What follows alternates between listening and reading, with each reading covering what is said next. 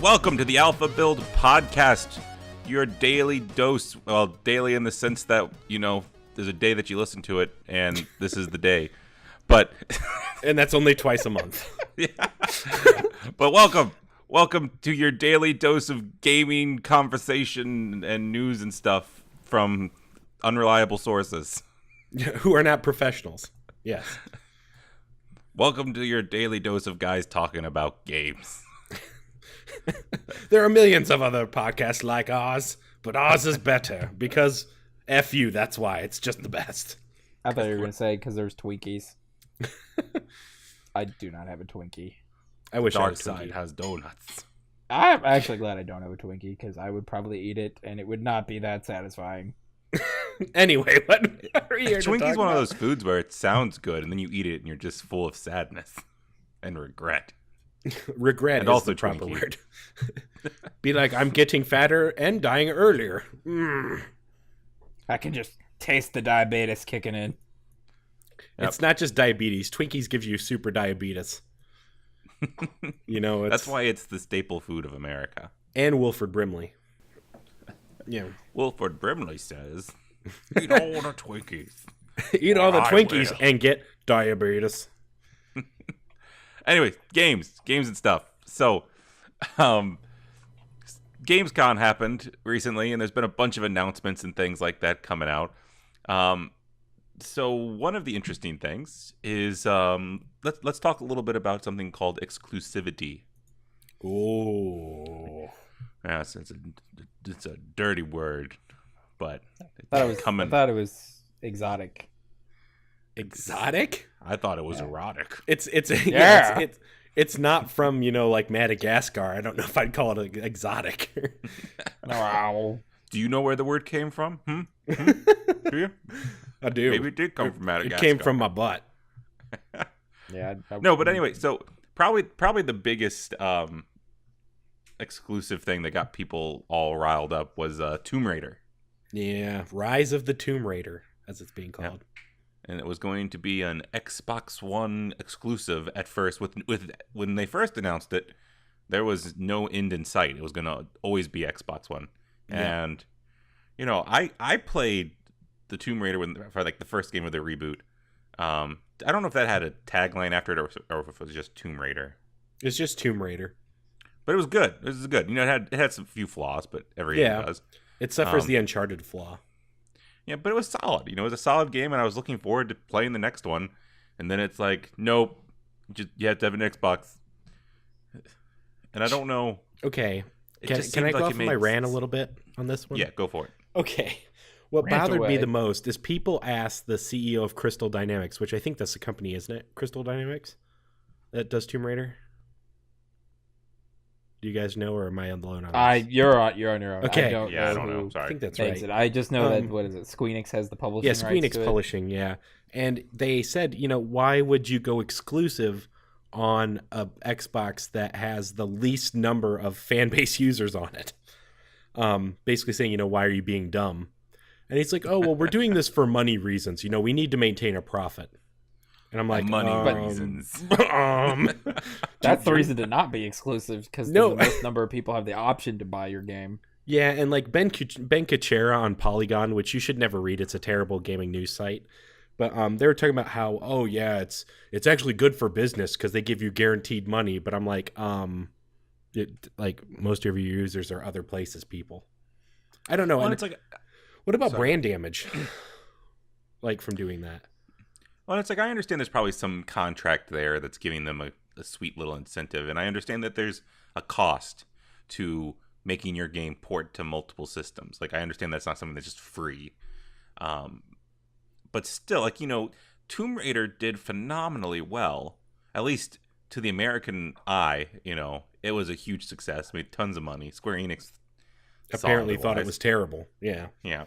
But, it made a ton of money, and it's you built a huge fan base across all the different consoles and on the PC, and now to suddenly cut your fan base off, I don't know if they're trying to they're trying to pull some kind of drug dealer tactic where they give you the first hit and now they're like, oh, now you got to come over here and if you want to get No, more. they're just rubbing it in your face that you're not hardcore enough to go out and buy a console to play that game. Well, Our no, true I think fans would go get an Xbox One. Exactly. I think that's what they assumed would happen, but like Tomb Raider is not the franchise you buy a new box for.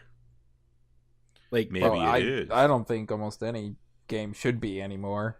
yeah, and almost immediately Xbox the next day was like, "No, it's a timed exclusive and we're just giving them money for marketing," basically is all he said. And so immediately did they now ever it's a call timed out exclusive. how big the time was for the exclusivity No, deal? we still don't know how long the time is. We just know it's on Xbox for some amount of time before everywhere else. I'd say the thing I hate the most about that is the exclusivity is always to consoles. I don't think there's really been that many, if any, PC ones. Might and Magic 10. Once That's a again, PC I would say, who exclusive. cares? No, okay. Yeah, I mean, well, it's not in anyone's best interest to be exclusive on PC or otherwise. Pretty much any. Oh, Heroes of Might and Magic. That's another one. And Civilization until Revolution. But anyway, go ahead. You're also naming games that them being exclusive is because it's a hell of a lot harder to do a control schema. No, for a but that controller they're to still play them. exclusive. That's. But I'm saying there's at least somewhat of like A a reason. merit in regards to the fact that it's not like, oh, well, this game was designed to be used with a controller, and PCs don't have any controllers, so you can't have it. And it's like everyone knows that's not true. And it's like at the same time, I guess like you can hook mice and keyboards up to most consoles, but the games then aren't designed to support it, which I think would solve the problem.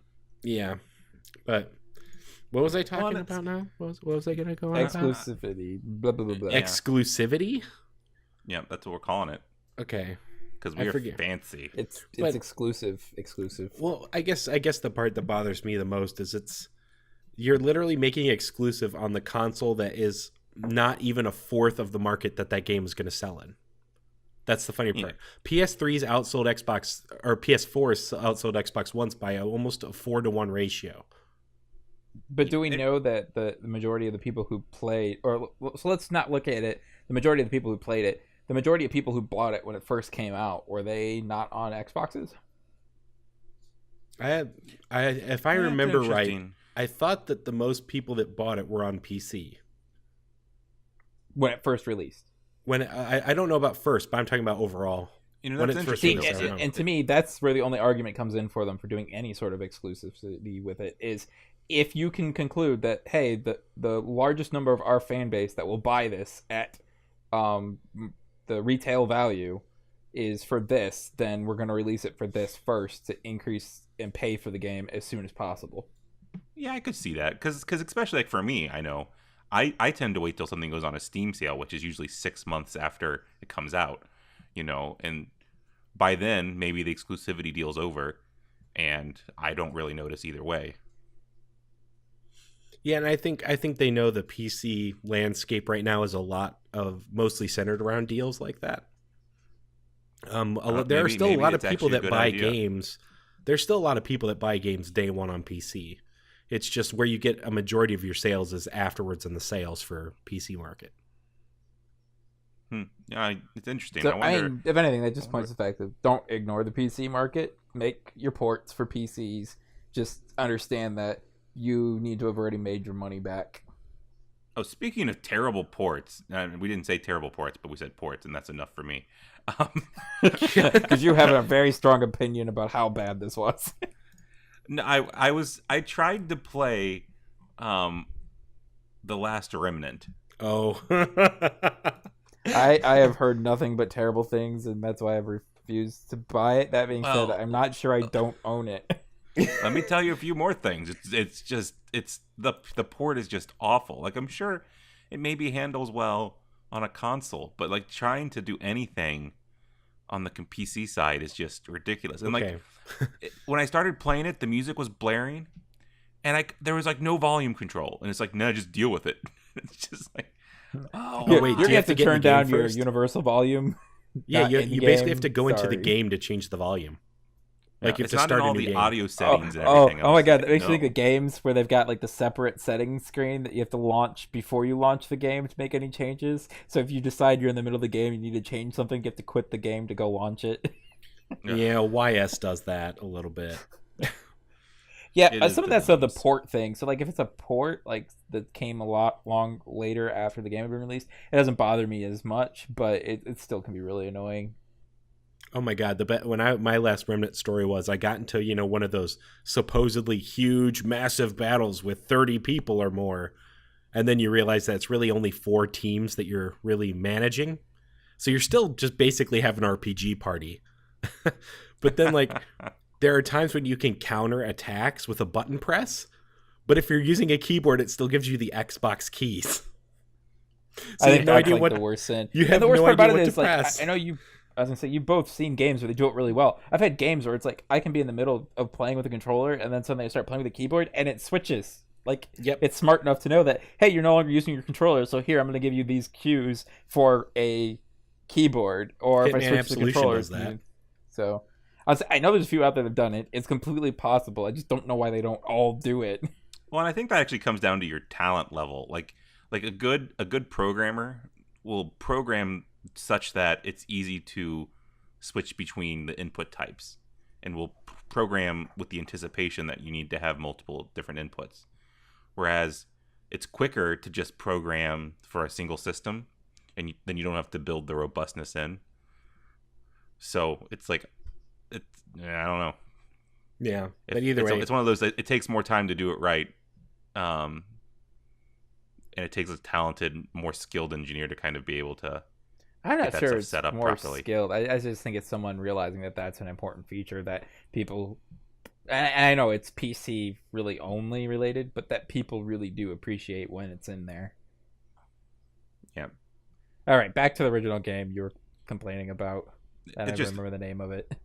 okay. So no Tomb Raider, but so we were talking about Tomb Raider and the exclusivity. Oh, I meant the whatever the The final Last Remnant. Yeah, Last Remnant. That's No, it. I was just complaining about the port. That was it. Oh. I just thought it was butts. no other points had to be brought up. Yeah.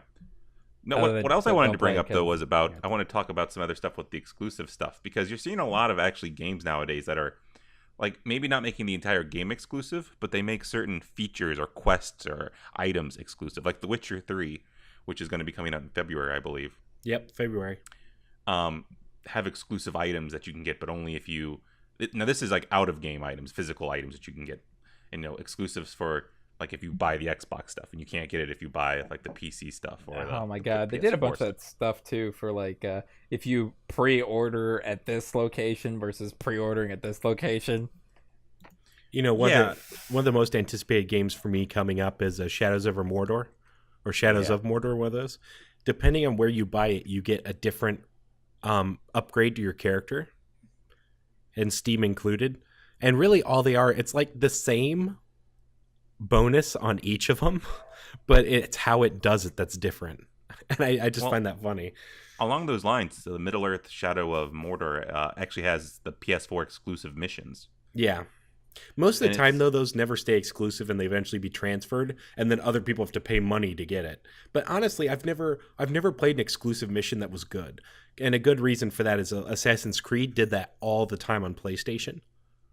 PlayStation always got the exclusive missions, and every time I played them, I was like, "This is garbage," and then I would never play it again. Yeah. And so I usually don't miss much. That's why I just don't worry about it. I just thought it brings up an interesting point where it's like, it's when I see that, I see games becoming much more of just kind of a business model versus actually a kind of creative expression. Yeah. Well, just I mean, it just when you feels have the whole gimmicky. idea of IP owning, that's what really makes that so terrible, is because now it's like we have this idea that we purchased that someone else originally came up with, and we're just gonna milk it dry. Yeah, well, Assassin's Creed is a great example of that. I am looking forward to the Middle Earth Shadow of Mordor. I think if it works, it's going to be glorious. But if that, what did they call it? What's the system with the captains? The Nemesis system. If that works, it's going to be amazing. But if it doesn't work, it's going to make the game a lot worse. It'll So, be legendary one way or the other. I mean, I know that it's had really good Legendary showings or at E3. Infamous? So yeah, which one? Do you know what we'll the say infamous or nefarious. Do you know what the system is, Evan? Just out of curiosity. No clue. So basically, when you're tasked with hunting down captains within the orc ranks in Mordor, and if you kill one, the let's say you attack one and you don't end up killing it, but you give him a scar, he will remember that and like eventually changes his tactics to fight you better. And if you kill him, then the captain above him knows how you did it and will try to protect himself against that kind of attack. So it's meant to be this living organic kind of gameplay, I guess. They're giving you an in-game explanation for AI learning your tactics, which sounds wonderful. It sounds delightful. Sounds amazing, assuming it works. Yeah, exactly. Yeah. If it works, it's going to be great.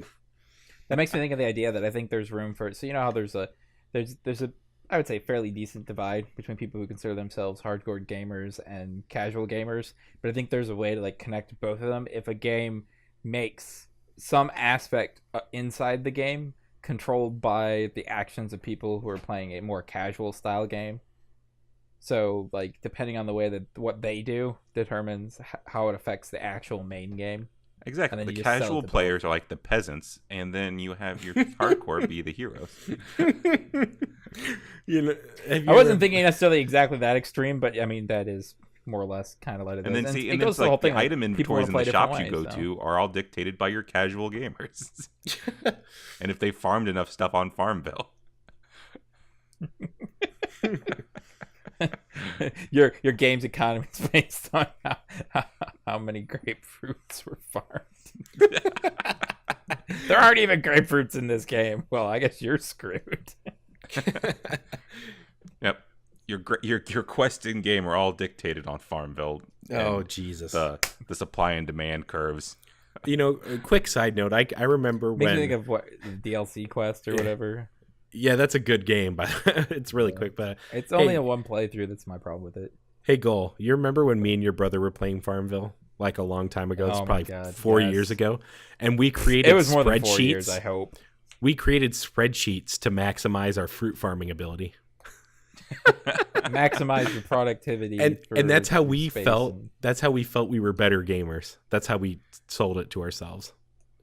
I'm hardcore because you're a better accountant. Orange spreadsheets. Yeah. Please come visit my farm. I need someone to collect my trees so they don't rot. Oh, jeez. Anyway, sorry, I didn't mean to derail it. No, that's okay. So, Middle-earth Shadow of Mordor was cool. That was like one of the Gamescom trailers. There was a couple other ones that came out that were pretty cool. Metal Gear Solid 5 coming to Steam is big news. Yeah. What?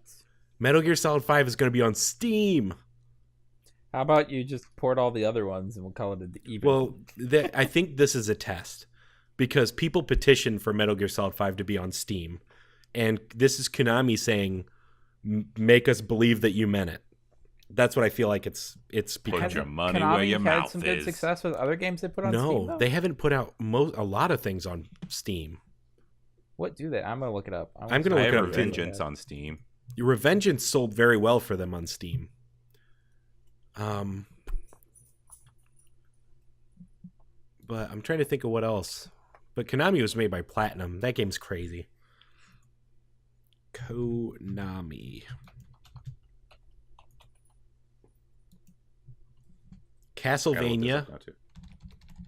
They put the two Castlevania. Yeah, Ground Zero and Phantom Pain are now listed on the Steam store. Yeah, it's basically Castlevania. They have 5 games on Steam. 5. That's a decent number. Yeah, on Steam that's just bad. But now that Ground Zero and Phantom Pain are listed, I'm going to add them to my wish list. I guess another game that's about to come out soon, now that I'm looking at it, is Destiny. That's another game that people have been talking about a bit more. Yeah. And surprisingly, Bungie turned their backs on Microsoft and put a timed exclusive for PS4. Yeah. Oopsie poopsie. There's all these exclusive things going on. Like, I have to wonder how much money is actually flying between these companies. Wait. Is Metal Gear Solid 5 the one that I saw someone do a review about? They released some deal, like a a trial to play, but you had to pay like some absurd amount of money to be able to play the demo or something? What it is it's not a demo for Metal Gear Solid 5. It's actually a completely different story altogether. And it's basically they created a game to test the Fox engine and actually made a plot around it. And that is Ground Zero. Okay. So it is not the same plot as in 5. It's not a demo that you're paying for. But in some ways it is kind of a demo. But more of the engine than the other. You just said Ground Zero, was that? Ground Zero is the demo, basically. Okay, because I see that listed. Steam. Phantom Pain is Metal Gear Solid 5. Oh, man. Damn them for making me want to pay full retail for stuff just to get them to put more games. You know, I still have not beaten Metal Gear Solid 2 or 3.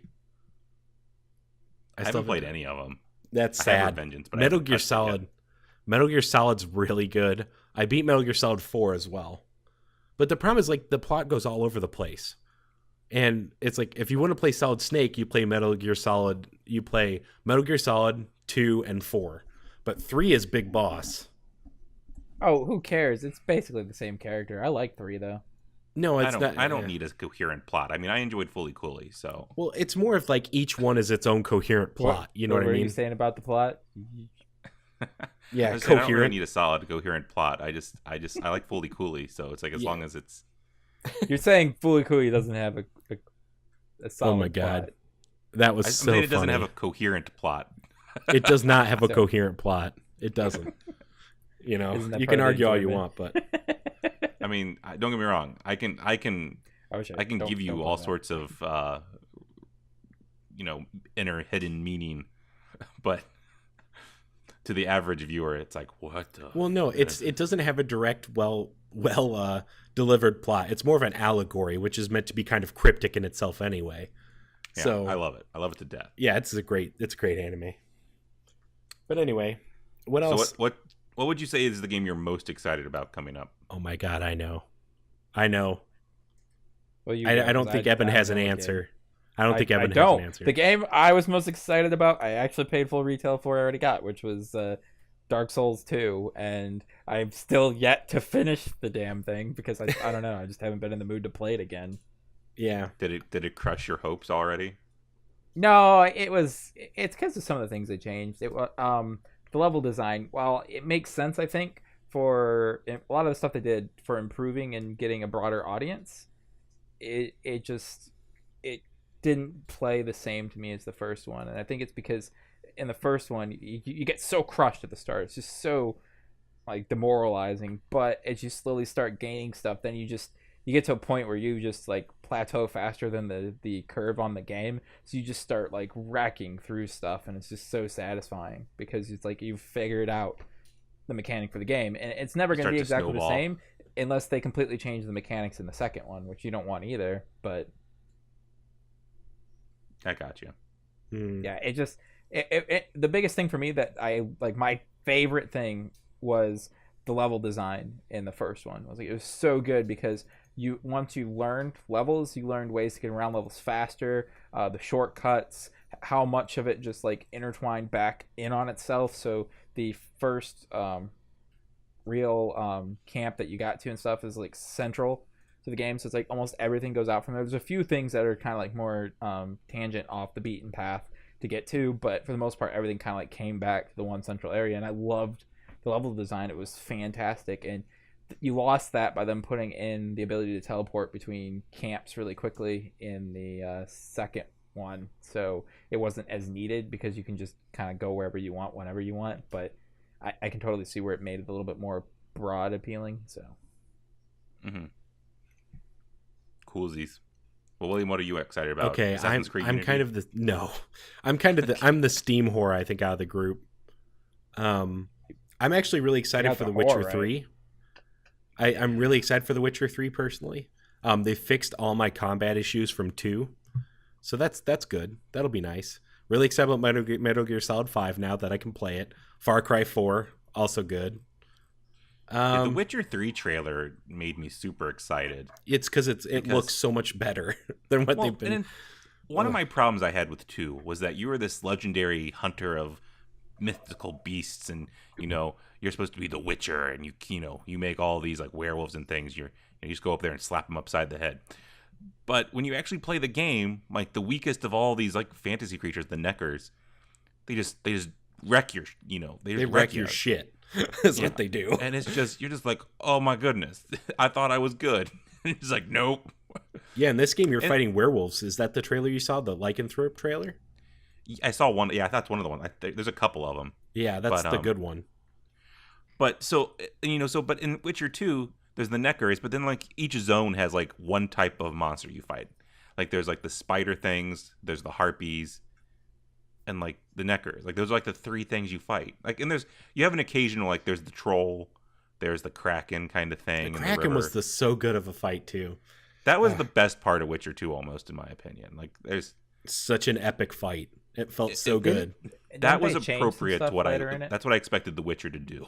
Yeah, what it is, when they started working on The Witcher 3, the guy who was working on the battle system tweaked The Witcher 2 in his spare time to be more similar, but it's still not close. Like, because of the battle system, have either of you played it again since then? Because I know you both had some complaints about it. Yeah, I did. I tried the combat rebalance mod, and it just didn't fix enough of it. Like, the third game, the combat is so much more fast-paced and not nearly as block and wait, and then attack, and then wait and wait again. Because I just got tired of waiting in Witcher. Yeah, and I guess everything felt very unepic. Like, yes, it did. The peasant with the shovel would take you down, and you're just like, what is going on? I am the worst hero ever. I can kill any mythical beast, but damn, if I accidentally am not paying attention and smack some peasant upside his head, he's gonna rape my shit. Yeah, and it's like, I was so upset with how that. It just kind of reflected really poorly. And it's like, I understand you're trying to get a little gritty and realistic in a way, but you're also creating a world where there's dragons and teleportation and mythical beasts. So you can't be like, oh, this is realistic. Someone hit you over the head with a shovel, you die. But at the same time, you want me to go fight a Kraken. Like, if something that big was to grapple me, I'd die. Yeah, exactly. So I was a few things annoyed me, but wrap Witcher your tentacles 3 around your neck and squeeze, and pop went the head. In The Witcher 3, there's like, at least what I've seen so far is like there's a whole bunch of different kind of crazy monsters you get to fight and kill, and I'm like, this is what I wanted. Yeah, that's what everyone wanted. It's like in Witcher 2, arm wrestling mini quests. Yeah, it's like in The Witcher 2, you don't really hunt much of anything at all. Yeah. And it's like in this game, you're actually hunting like werewolves and shit. It's like, yes, that's what I wanted to do already. Exactly. That is what I felt like The Witcher should have been about, is hunting crazy beasts. And I understand it's based off of the books, so in some way they have to be true to that. Yeah. And so I've never read you don't the books, ever have course, to be true to the source material. Yeah. It's like I never read the books, but like Witcher 2 is pretty much just a whole bunch of political intrigue, essentially. And it turns out that doesn't make for the best kind of a slasher game. Yeah. Uh-oh. But going back, there is one game I'm really looking forward to, but I'll probably never play. Silent Hill is coming out again. Oh my god! Oh, they're remaking it? No, they're not remaking it. Did you not hear the news? No. So what I don't they think did you heard the news. Oh my god! So they released a I'm pretty bad when it comes to this stuff. I think you guys. Hideo Kojima came on stage and was talking about Metal Gear Solid 5, and I believe he mentioned in passing about a trailer or about a demo that appeared on PSN today, and it was called P.T.PT. And people started playing it, and it was a horror demo, and the demo is absolutely terrifying. If you haven't watched it yet, there are tons of videos of people playing it. And then at the end of it, they reveal that Hideo Kojima and Guillermo del Toro are creating the next Silent Hill game. And there was a great applause. I am losing my shit over it. I'm so excited about it. Because I love Silent Hill. Like, Silent Hill is one of the few horror games I really enjoy a lot. So I'm super excited about it. Oh my god. That demo creeped. Coming out that I'm excited about. Oh. Dragon Age Inquisition is probably one of the ones I'm most excited about. Oh my god, I am excited about that. They fixed my big problem. They fixed it, yeah! Sorry, I'm getting Well, really they say excited. they fixed it. They Just say like they in The fixed Witcher it, but 3, we they can't said trust they fixed BioWare it. yet. They've screwed us in the past. We have to be careful. Yeah, in that's in why the I'm most like, polite way ever, right? Well, yeah. Just, It's like just- Dragon Age 2, right? Wasn't a bad game in terms of its battle system. It was still had the strategic nature to it. It just was faster, so you weren't waiting as much, which is fine. But then they just left the plot completely out of the equation. It was terrible. So no one played it because the plot was just terrible. And now this game looks to be the faster fighting of 2, but with the story of Dragon Age Origins, which will be fantastic. Be great. be a super good, awesome fun time. I want to fight dragons. It does. I mean, and I'm looking forward to fighting dragons in a way that doesn't just get me wrecked. Yeah, every time. Dragon Age was like, you found a dragon, good job, now you're gonna die. Yeah, like instantly dead. You had to do a lot. In a way, it was good though. Like I loved all the preparation you had to do to try and take on a dragon. Well, apparently in this game it's going to be the same. They've mentioned that fighting dragons in this game is a huge ordeal that you have to do a lot of planning for. I'm okay with that. Yeah. I mean, my biggest beef that I had was spoilers for anyone that hasn't done Dragon Age Origins yet. When like you go to what is it? What's her name? I keep thinking Morgana, but it isn't Morgana. That's like, But it's her mom, the lady in the woods. You know. yeah, And you go talk to her, and like you try to you kind of expected you'd have to fight her, but then all of a sudden she's like, "Oh, by the way, I'm a dragon." Rah. And you're like, "Well, I wouldn't have started a fight if I knew this." yeah. I take back those terrible things I said about you before I realized you were a dragon. Exactly. You're just like, I'm just gonna leave now. So basically, I'd like it maybe if there's a little bit less of that, like just surprise you're dead. But I mean, for the most part, I really liked the Dragon Age fighting. You know, I thought it was well done, and it kind of had the epicness that it needed. So when you finish it, you actually were like, "Yeah, I'm the best! I killed a dragon!" You know, I wish I could feel the same way you did about Dragon Age Origins. I can't, and because sometimes I would walk in with the same strategy twice. The first time I would get destroyed, the second time I wouldn't, because of random, like the random luck of it. Yeah, but that's like a lot of video games have that random it's like, elements. But like in that game, it seems so amplified. Like one time I walked in and all of my party members got killed instantly by a mage in the back of the room. Then the next time that mage missed and I was able to kill him. And it's like, so it's just constant relooting and trial and error. Just because. Strategic. Yeah. What you gonna do? What you gonna do about it? My cat is still just whining. Just tell him to shut it. It's like I'd kick him, but then he'd make more noise. It's okay. My cat's been jumping up on me too, but he's quiet. Anyway. What is this? I'm sorry, I got distracted. We were talking about stuff, so looking at things on Steam, and I just saw there's a DLC for Mark of the Ninja. Is there? Yeah. Say what? So, special edition DLC. I don't know what it does. You get new skins or something. You get to play as $20. tattoo artists in a new level. 2 new items, new playstyle. I thought that already came out. Yeah, it's been out for a while. I just saw that someone had purchased. Yeah, see, it's just the what do you call it? Like they called it like the definitive edition or whatever DLC, something like that. It just says special edition DLC. Yeah. It's on Jeez, sale right Gold, now. just keep bringing up old stuff. Well, I'm sorry. I like to live in the past because it's cheaper. It's 99 cents. Cut me a break. I just spent a bunch of money that I shouldn't have spent. I mean, if you guys haven't bought Shovel Knight yet, you're definitely missing out on one of my favorite games this year. Shovel Knight, so good. I've heard good things about it. It's very I knew good. you always wanted to be a ditch digger. Yep. Now I get to be in amazing style. Seriously, I love Shovel Knight, though. I beat that game just this last week. Love it!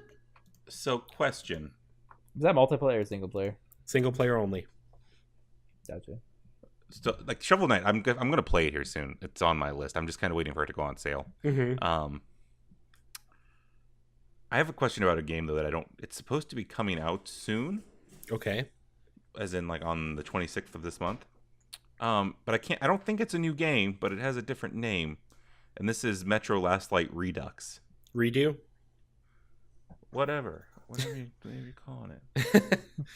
But it's supposed to be coming out soon, and I'm like, is this like just like is this just? I can Metro tell you about it. Last Light came out just a little while ago. I can tell you about it. No, it's been out for a while. It's been out for a while. Okay, well, tell me about this one because I don't know enough about it. So basically, the game to buy, in my opinion, is Metro 2033 Redo. Basically, they took the Metro Last Light engine, they optimized it even further, and then they put that as the engine for Metro 2033. And that aside, other than the graphical improvements, they also added so you can play Metro 2033 more like Metro Last Light, which is more of a shooter. So it's the same. So it's the same games, just the engines are kind of swapped around. Right, basically. And they also added in the Metro Last Light Redo, you can play it like you played Metro 2033, which is more of like a survival horror shooter, where there's a lot less ammo and the enemies do more damage. That's got to be pretty hard because they really put the whole shooter thing in that one. Yeah, but apparently they optimized it to do it. That's what they've been doing over the last year and a half. I love that franchise though. Like that's I don't know. The really dick thing they did was the what was it, Ranger mode? That was a dick move. That's in the Redo included, which is good because that was a dick move when they did that originally. Yeah, I mean, I would never play that game in Ranger mode. I'm too much of a pussy to do that. So, but anyone who wants it should be able to have it. I definitely I've played both. Have you played the first one, Andy? He's played both of them. Oh, okay. I've played most of I like Metro the first one 2033 better than the second one. I love the second one for different reasons. The first one I thought was amazing. It's just the second one I had to have that kind of. It really becomes more of a shooter. Yeah, and like they really did it with the mechanics for it in the game, and I don't know. And it wasn't that it was any worse or any better. I think plot wise, it was just I don't know. The first one just had a totally different feel because it was a survival kind of feel, which really kind of just changes like how you view everything. Whereas it was the atmosphere, and I think it was the way that so you were getting first introduced to everything and the way that things work. And then since the second one was a continuation, the first one felt like it was a complete story and should have ended. And I think that was the problem is they should have made a second one, but I'm not sure it should have been the character from the first one. I think that's my biggest problem. Well, it should have followed someone else's story for things that they did after the events that happened in the first one. I mean, I didn't have a problem with that. I'm okay with them being different because really they should be from a plot standpoint anyway. Because now he's in the Rangers by the second one, right? Yeah, he's already in there. But they still feel like they're treating you like you shouldn't be in there and stuff. And it's it was pretty easy to get in the first one. And now suddenly I don't really belong here. What the hell? Yeah. Well, I think sometimes it's what we call the Matrix Reloaded issue. And that's when you release something and you think you understand where it's going and then you change your mind. We'll also call it the George Lucas syndrome. That too. Maybe that's what happened. You're just making up names. No, making up names and throw them all over the place. No, he's just making references to things that are current and valuable because he's finally going to buy Star Wars. I'm finally going to get to buy Star Wars. Yes. They're releasing the unedited, aka the George Lucas didn't mess around with it collection. Yeah, I will probably end up buying that, even though I think I own the other one already. I just want an up-to-date copy of Star Wars. That's it. You have to get it now before he decides to change it again. No, Disney owns it. No, he can't edit it anymore. So they'll throw it in the vault and tell you it's never coming out again, and then in 10 or 5 years when a new format's out, they'll release it again from the vault. Yep. It's the Disney strategy. Remastered, of course. Yes, and just keep telling you it's better. Now with Disney Princess references. Now with 4K resolution.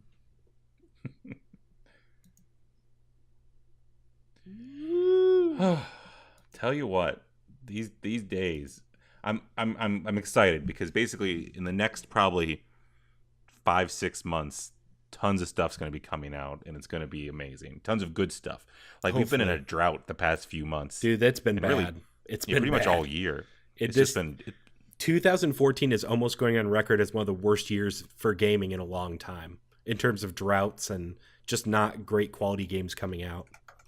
Yeah, like a few indies that came out that kind of saved it, but for the most part, oh, it's been terrible. Yeah, so I'm excited. I'm excited, and I'm gonna do a happy dance. It's gonna start in late September, early October. Living in the past of being go like through. a couple years behind everybody because you're too cheap to buy the games at a higher price. Sometimes pays out because you don't notice the droughts. Yeah. I mean, really, at this point, I have such a huge backlog that if I was going to be dedicated to playing them all, that if you would just force yourself to play them, you wouldn't have the issue either because you got enough stuff in stock. You know what I'm finding out is, but hey, all those games you don't I want to bought eat in canned backlog. food. You want to eat fresh meat. Yeah, all those games I bought on backlog are actually games that I wouldn't have played normally unless they were cheap. And what I found out is even when they're cheap, I still don't want to play them. yeah, That's what I've realized. So, yet you've still played most of them. yeah, I've beaten every one of my 450 game library except for 70 of them. So I'm on Madman, a madman. Well, let me rephrase. I've either beaten them or decided I'm never going to beat them or play them again. One of those two. But, That begs the question: how many fell into the latter category? I think I have 160 in there. Pretty bad. Most Let's of which see how I many got through in Humble there. Bundles. It is much smaller, but I have not gotten through even a lot of my library. So, like, the problem is the Humble Bundles have really junked up my Steam library. They do that because you get a lot of stuff you don't care because you get a couple things you wanted, and it's true for me too. There's a lot of stuff in there that's from Humble Bundles or like Crayon couple things Physics other Deluxe. people bought for me because they wanted me to play with them, and I decided they were terrible games. Yeah, like, what was that one, Nether? Yeah. Oh my god, so horrible. Yes, they put out an update. Somebody was complaining because it was downloading an update. Speaking of updates, the Dota 2 put out their new a new tool set for everybody to have fun with. We were having fun playing release Pudge Wars techies. already. Release techies, Volvo, release techies, please. But Sounds I'm so still waiting for Peruvian. Half-Life 3 to get announced. it's not going to. I'm actually pretty convinced it's never going to be released. It's coming. There's been concept art spotted in Seattle. Because my guess, they won't release a game until It it's probably perfect. had that that's concept never art gonna for happen. years. Yeah. Somebody probably just went through and redrew it to update it. It's like, oh, we did this about 5 years ago. We should probably make it look a little better. Okay. I just need closure. I don't care if they just said Oh, there's Gordon gonna be no died. closure. Like, that'd be fine. Yeah, no closure whatsoever. He did, Just yo. He died. He This is all a did. dream. He wakes up, goes to work. The worst ending ever. It was all a dream. Was dead? Or he was playing a video game the whole time. Go really meta with it. He just wakes up from his coma that was induced because he got exposed to crazy radiation at work. That's the Sanitarium model. If you've never played the game Sanitarium, you're missing out. Oh my god, amazing. It's such a good game. It's old as shit, though. I think it's on got- GOG. It was pretty dated looking when I played it. And I don't want to think about what it looks like now. It's I've GOG. I've been trying to play System Shock 2, and I am just struggling to get through it. It's not fun to play. In my That's opinion. why I'm like, everyone's like, this I is can't a remember if classic I bought it or not. staple of the gaming industry, and I'm like, I'm having so much trouble. I think I did get it. I think I got it in the collection or something. I don't remember. that I'm game honestly is kind of actually hoping not because I so. don't really want to play it. That game is so punishing in some ways. It's ridiculous. I ran out of. I chose the psychic path, which was awesome because I was blowing people up. Oh. But then, like, it wouldn't let me equip a gun or a wrench or anything, and I Nope. was just like, guess I just die. Oh shit! I gotta play Okay. it. I Do buy you it. remember me telling you my the guide of how to play System Shock 2? I vaguely I remember this coming us up. having a conversation. There is only one right path to take to win that game. Those other paths are a joke almost. Like they aren't nearly as strong or as useful. So you have to pick Navy in the beginning of the game, and you have to get 2 levels of hacking in those path choices, or else you're basically fucked. It's Interesting. There's really only one way to play that game that's right. See, and it kills me that, and I guess maybe I just The illusion So many of people- diversity. hail it as some kind of like staple of game design and that it should be looked up to and studied. But I'm just like, from what I've seen so far, like I think there is some clever stuff that they let you do in the beginning, but it just seems so like I'm not even choosing a hard difficulty and I'm getting destroyed. I'm getting wrecked. Sometimes that can be the appeal of playing. Yeah, it is. And I think what people really like about it and what they take away, I don't think it's actually the game design. I think they call it that now, but it's like some of the plot points that you get later on and the overall feeling and atmosphere is more of what they praise it for. It's the atmosphere and how the game makes you feel while you play it. I suppose. I think everyone's just up Ken Levine's butt. Well, I mean, I like Ken Levine a lot, but I'm not a huge System Shock person myself. I was going to say, did you play BioShock? Did you play BioShock Infinite? Then you're up Ken Levine's butt. I was pretty happy with both of them. Yeah. I was okay with BioShock Infinite. Is BioShock 2 your favorite? Oh, God, if it is, you're an idiot. It's the best, 10 out of 10. I'm going to play it, but I don't know when. It's not worth it. It's really not worth it. Doesn't matter. I will start to play it, and then it can go on my list of will not play. Yeah. There's a game I want to get on my wish list, but I haven't. It has to go on Super Sale before I get it, which is Cook Serve Delicious. Oh, my God. You and those stupid anime games. Just... You can make your restaurant. You can make food. It's like Cooking Mama, but even better. Yeah, because it's more casual. We just can't be friends anymore. I've just decided that I can't be your friend. Hey, I'm just saying that Long Live the Queen was a great game. Oh my God. An undiscovered gem of our time. Game of the year. Are you going to start the Facebook group to get it Game of the Year?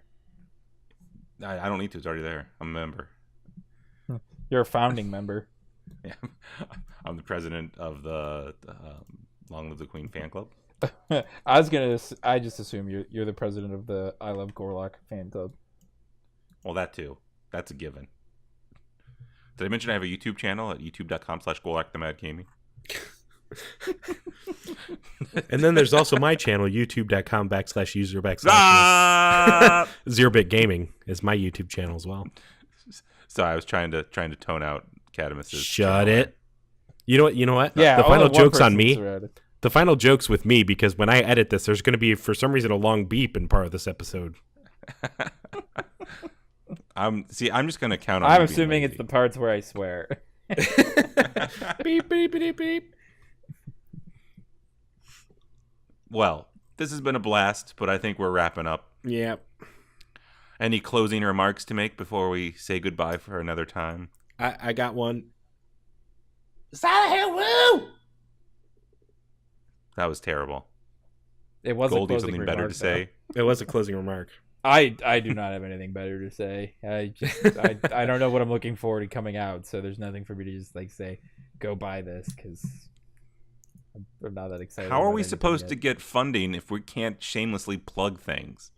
You podcast You is get never gonna get funding, and then profitable. I will shamelessly plug all the things that the funding's for. You know what, guys? I think we should, everyone who listens to this should go to audible.com and subscribe to their service and tell them that we're responsible for it. So maybe we can make $10. So someday they'll come to us and be like, we'd like to pay you money. Yeah, exactly. Anyway, thank you guys. Thank you everybody for listening. This has been the Alpha Build podcast with GorlocTheMad, Kadamus, and Golagres. It's been a pleasure having you listen to us, even though there's been no interaction because it's a one-way street. But anyway, you have a good one, and we'll catch you in about 2 weeks. Because that's what we're trying to keep to. Yeah. Bye-bye, everybody. Bye. All the Yetis. Is the walrus the new way we close this out? Space whales. Man, my cat gave me a really evil look when I just did the whale noise just then.